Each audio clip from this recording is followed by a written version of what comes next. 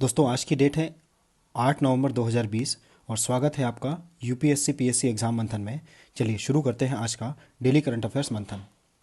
आज का हमारा पहला टॉपिक रिलेटेड है, इसरो ने कल एक PSLV C49 लॉन्च व्हीकल से एक सैटेलाइट लॉन्च की है EOS-01। इससे रिलेटेड ये आर्टिकल है। तो इस न्यूज़ का यही कंटेक्स्ट है कि आफ्टर ऑलमोस्ट एक साल के बाद हम लोगों ने एक अर्थ ऑब्जर्वेशन सैटेलाइट इंडिया की धरती से लॉन्च की है। इसके पहले GSAT-30 लॉन्च किया था इंडिया ने इसी साल, लेकिन वो फ्रेंच गुयाना से लॉन्च किया गया था, वो इंडिया से लॉन्च नहीं किया गया था। तो ये ऑलमोस्ट लास्ट दिसंबर के बाद से अभी तक की पहली सैटेलाइट है जो इंडिया ने लॉन्च की है। इस लॉन्च में इंडिया ने 10 सैटेलाइट स्पेस में भेजे हैं, जिसमें से 9 सैटेलाइट विदेशी हैं और एक सैटेलाइट जो कि EOS-01 जो कि इंडिया का है। आइए इसमें हम आगे देखते हैं कि EOS-01 आखिर है क्या। EOS-01 एक राडार इमेजिंग सैटेलाइट है जो कि वर्क करेगा रीसेट 2B और रीसेट 2B-R1 जो कि हमने लास्ट ईयर दिसंबर में लॉन्च किया था। इसके साथ में ये कोलैबोरेट करके काम करने वाला है। आपको यहाँ पे क्या क्या बातें याद रखने वाली है, अगर आप PSC की एग्ज़ाम दे रहे हैं तो आपको ये पता होना चाहिए कि हमने EOS-01 कौन से लॉन्च व्हीकल से लॉन्च किया है, PSLV C49 से लॉन्च किया है। ऐसा क्वेश्चन ऑलरेडी CGPSC और MPPSC में पूछा जा चुका है कि एक सैटेलाइट दी हुई है और उसके साथ में लॉन्च व्हीकल का नाम दिया हुआ था। तो ये दोनों को आपको याद रखना है यहाँ पे। अगर आप UPSC के लिए तैयारी कर रहे हैं तो आपको याद रखना चाहिए कि अर्थ ऑब्जर्वेशन सैटेलाइट होती क्या है तथा इनके यूसेजेस क्या होते हैं।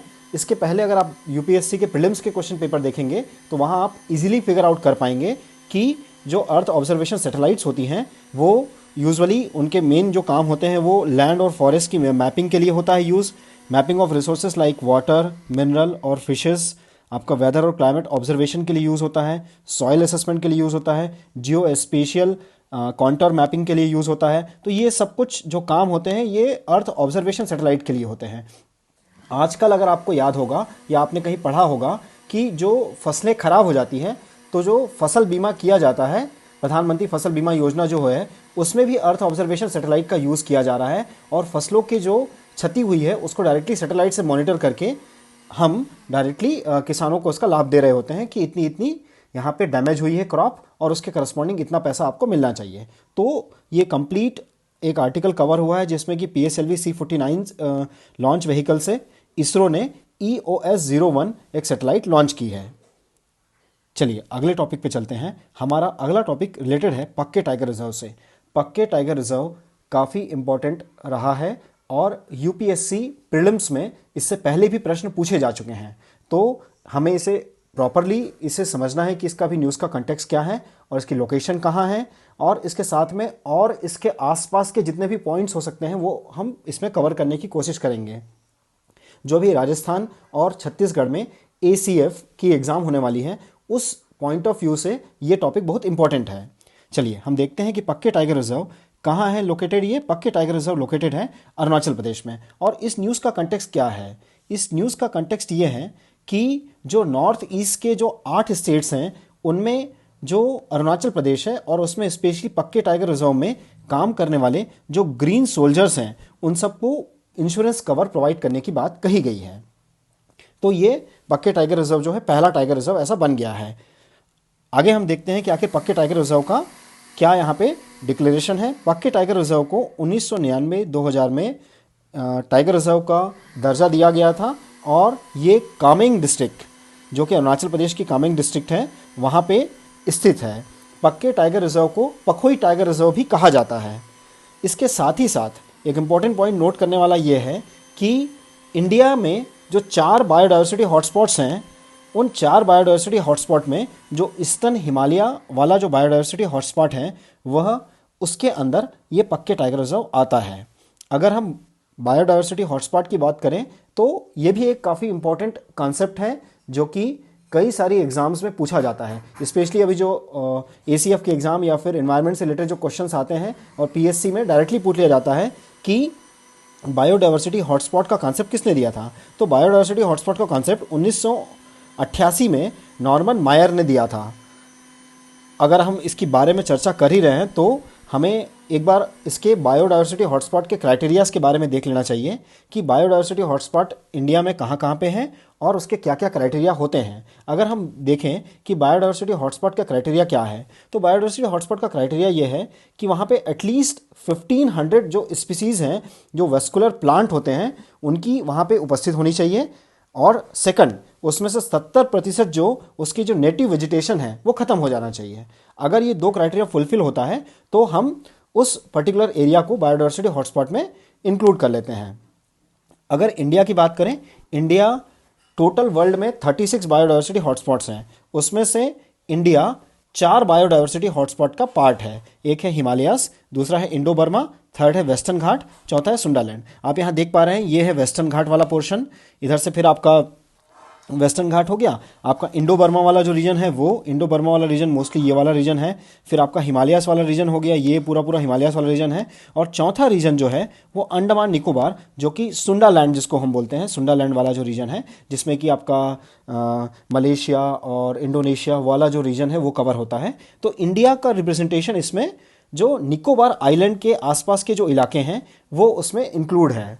तो ये 4 बायोडायवर्सिटी हॉटस्पॉट का इंडिया पार्ट है।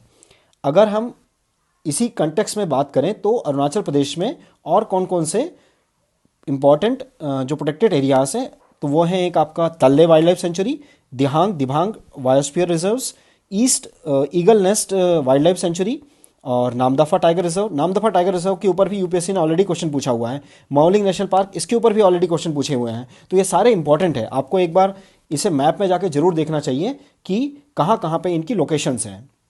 आइए फिर से हम अपने टॉपिक पे आते हैं।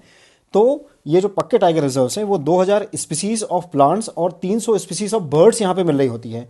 40 स्पीसीज ऑफ मैमल्स की भी यहाँ पे मिल रही होती है। मैमल्स एक तरह के स्तनधारी जीव होते हैं। और many species of the flora and fauna भी यहाँ पे जो कि ग्लोबली थ्रेटन्ड है वो यहाँ पे मिल रहे होते हैं।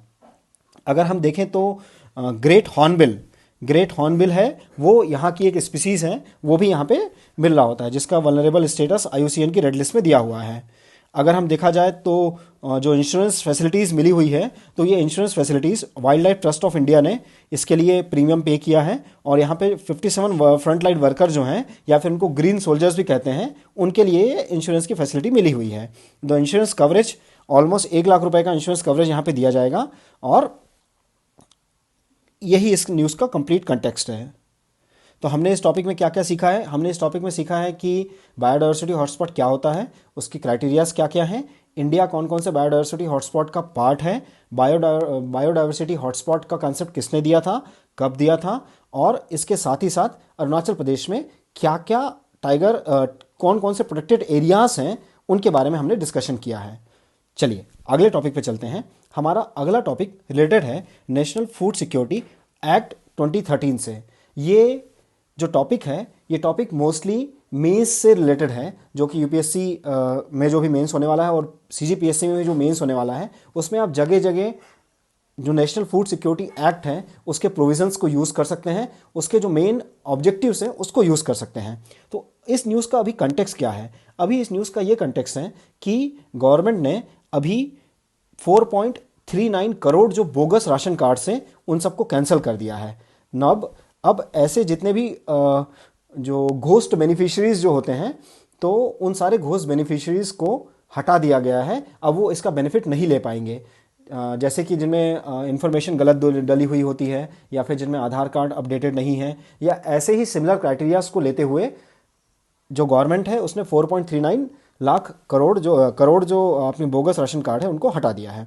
अगर हम नेशनल फूड सिक्योरिटी एक्ट के बारे में बात करें तो 2013 में इसको लॉन्च किया गया था, और इसका मुख्य गोल जो था वो फूड और न्यूट्रिशन सिक्योरिटी प्रोवाइड करना था। जो ह्यूमन लोग की जो यहाँ के सिटीजन्स हैं उनको न्यूट्रिशनल और फूड सिक्योरिटी प्रोवाइड करना था। और क्वालिटी वाला फूड अगर हम देंगे तो ऑटोमेटिकली हम माल न्यूट्रिशन जो साइकिल है उससे बाहर निकल पाएंगे, पुअर्टी एलिवेशन में ये हेल्प हो पाएगा। तो आपको ये सब पॉइंट्स याद रखना है, और इसको मेंस में आप डायरेक्टली कहीं भी कोट कर सकते हैं। और साथ ही साथ इसके जो की फीचर्स हैं, अगर हम देखें तो की फीचर्स में सबसे पहला की फीचर है आपका कवरेज और entitlement under the targeted public distribution system. इसमें बोल रहा है कि TDPS जो है वो ऑलमोस्ट 50% जो शहरी इलाके हैं उनको कवर करता है, और 75% जो है वो जो ग्रामीण इलाके हैं उनको कवर कर रहा होता है। और यूनिफॉर्म इंटाइटलमेंट बोल रहा है कि 5 किलो फूड ग्रेन पर पर्सन यहाँ पे देने की बात कही गई है इस फूड सिक्योरिटी एक्ट में। अगर हम देखें तो सब्सिडाइज प्राइस पे फूड सिक्योरिटी फूड मिलना चाहिए, जैसे कि अलग अलग राज्यों में अलग अलग तरह के जो खाद्यान्न हैं वो उपलब्ध कराए जाते हैं, जैसे कि चावल गेहूं सबको एक सब्सिडाइज रेट में मिल रहा होता है। Identification of the house holds, ये भी स्टेट गवर्नमेंट का काम है। न्यूट्रिशनल सपोर्ट यहाँ पे प्रोवाइड करना, मैटरनिटी बेनिफिट प्रोवाइड करना, यहाँ पे लैक्टेटिंग जो मदर्स होती हैं उनको 6,000 रुपये तक के बेनिफिट यहाँ पे देने की बात कही गई है। वुमेन एम्पावरमेंट पे ये काफ़ी हेल्पफुल होता है। और साथ में ग्रीवेंस रिड्रेसल मैकेनिज्म यहाँ पे इन प्लेस किया गया है, ताकि अगर आपको कोई भी शिकायत होती है तो डिस्ट्रिक्ट और स्टेट लेवल पे अलग अलग अथॉरिटीज़ यहाँ पे बैठी होती है जो कि इसके ग्रीवेंस रिड्रेसल मैकेनिज्म को हल कर रही होती है। कॉस्ट ऑफ द ट्रांसपोर्टेशन और handling the food grains of the fair price shop dealers margin, ये सब चीज़ें भी इसमें नेशनल फूड सिक्योरिटी एक्ट में कवर की गई है। ये पर्टिकुलर पॉइंट यूपीएससी प्रीलिम्स में ऑलरेडी पूछा जा चुका है, एक स्टेटमेंट के फॉर्म में आया था जो कि यूपीएससी 2019 के प्रीलिम्स पे इसको पूछा गया था, तो ये प्रोविजन आपको याद होना चाहिए। ट्रांसपेरेंसी और अकाउंटेबिलिटी लेके आने के लिए इसमें हेल्प करेगा, फूड सिक्योरिटी अलाउंसेस में देने में ये हेल्प कर रहा है, और साथ ही साथ पेनल्टी भी यहाँ पे इसके प्रोविजंस हैं। जो पब्लिक सर्वेंट्स जो हैं अपनी ड्यूटी या फिर रिलीफ जो उनको देनी है, प्रोवाइड करनी है, अगर उसमें फेल हो जाते हैं तो उनके ऊपर पेनल्टी लगाई जाएगी। तो ये सारे प्रोविज़न आप एक जगह नोट डाउन कर सकते हैं और इसको मेंस में आप डायरेक्टली कोट कर सकते हैं। चलिए अगले टॉपिक पे चलते हैं। हमारा अगला टॉपिक रिलेटेड है गल्फ कॉपरेशन काउंसिल और इंडिया के बीच में अभी जो डायलॉग हुआ है उस डायलॉग से रिलेटेड है ये काउंसिल, जो ये टॉपिक है। तो इस न्यूज़ का क्या कंटेक्स्ट है, अभी एक वर्चुअल समिट यहाँ पे ऑर्गेनाइज किया गया है गल्फ कॉपरेशन काउंसिल और इंडिया के बीच में। तो इसमें ये इंडिया ने ये बोला है, रिक्वेस्ट किया है गल्फ कॉपरेशन काउंसिल से कि जो कोरोना के बाद जो सिचुएशन उत्पन्न हुई है उसको अब धीरे धीरे उसमें थोड़ी सी राहत दी जाए और इंडिया के जो भारतीय हैं वो लोग वहाँ जाके फिर से काम अपना शुरू कर सकें। तो ये इसका मेन जो यहाँ पे डिस्कशन है वो इसमें यही बात हुई है।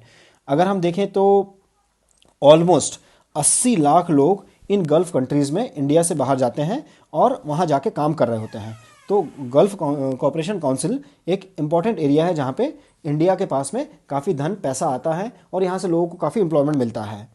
अगर हम गल्फ कॉपरेशन काउंसिल के बारे में बात करें तो ये एग्जामिनर का बहुत ही फेवरेट एरिया है और इससे यूपीएससी प्रीलिम्स में ऑलरेडी क्वेश्चन पूछे जा चुके हैं, और इसके साथ ही साथ एमपीपीएससी और दूसरे स्टेट्स के यूपीपीएससी में भी इसके ऊपर क्वेश्चन पूछा गया था कि कौन कौन से देश इसमें शामिल होते हैं, कौन कौन से देश शामिल नहीं होते हैं।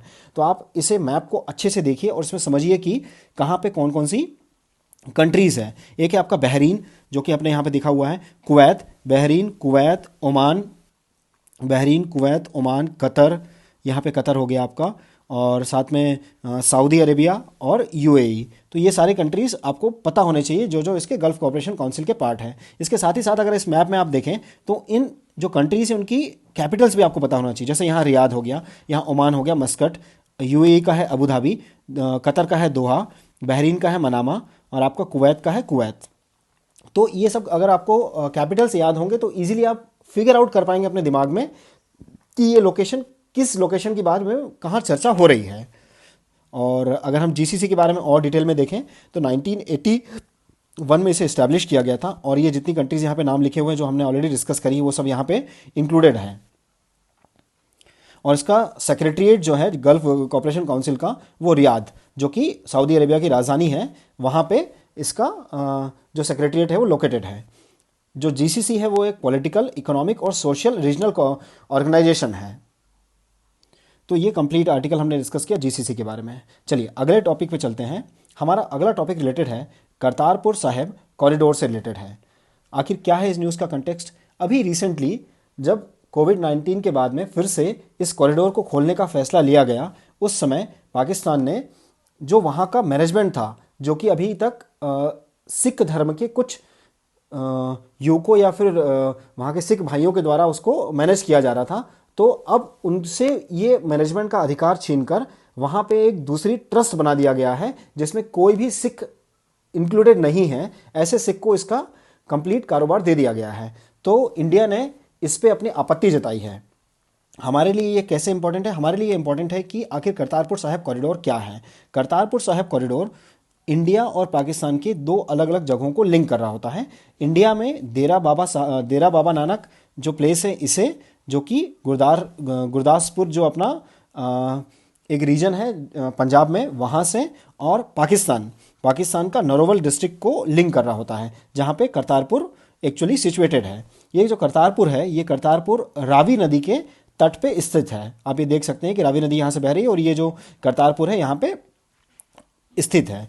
जो हिस्टोरियन है, जो हिस्टोरियन जिनसे हिस्ट्री लिखी हुई है, वो बताते हैं कि जो फर्स्ट सिखों के गुरु थे, जो गुरु नानक देव जी जो हैं, उनके यहाँ पे सबसे पहली बार वो 1520 से 1522 के बीच में आए थे और इन्होंने अपना लगभग 18 साल का समय यहाँ पे व्यतीत किया था।